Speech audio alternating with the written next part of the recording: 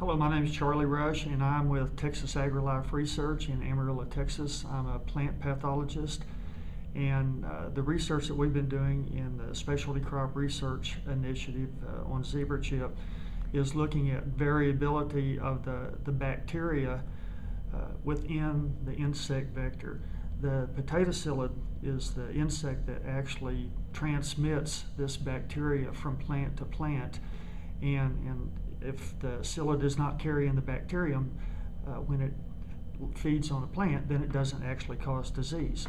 And so one of the things that we're very interested in is looking at the percentage of psyllids that have this bacteria in the field, but more importantly, how much bacteria is in each one, and what are the factors that impact the amount of bacteria, or what they call the titer of the bacteria. And so as we started working on this, one of the first obvious things to look at was how temperature impacts virus titer or bacterial titer in the psyllid. And we set up some studies in incubators with a whole range of studies going from probably about 40 degrees Fahrenheit up to about 90 degrees. And what we found was right around 82 degrees is where we had maximum bacterial production.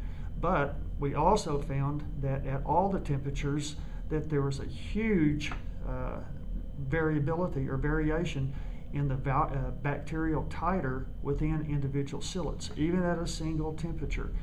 And so the variation in the concentration of bacteria was so great that it was going to prevent us from making any solid conclusions. And so we went through a whole series of studies looking at various factors that impact the amount of bacteria that are in the psyllids other than the temperature.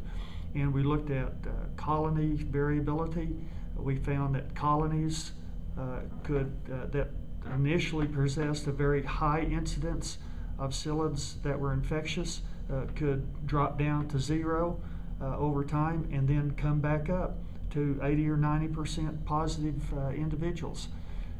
We looked at male-female differences. There was no differences in the amount of bacteria in the males or females, but we did find that there is a significant difference in the amount of bacteria from going from the very youngest nymphs to the older adults. And as the insect progresses through these different life stages, the amount of bacteria significantly increases. We tried starvation studies, and as you would expect, after a 24-hour starvation, the amount of bacteria within the psyllid drastically dropped. If you put them back on a plant, then it started increasing. If you take them off, then again, it starts decreasing. But one thing that was surprising to us is after we took them off, after feeding, the amount of bacteria would decrease for a couple of hours, but then it would shoot up very, very high in a very sharp spike of bacteria in the psyllid, and we really can't understand what's going on there. It could be an issue of secondary metabolism, breaking down sugars that they took up from the plant. But the bottom line is that at this point in time, we really raised more questions about variability in the psyllids than we answered. We really don't understand why we're seeing these differences in individuals and in populations over time. It raises a lot of questions about some of the accepted dogma about the bacteria being able to multiply very well within individual psyllids.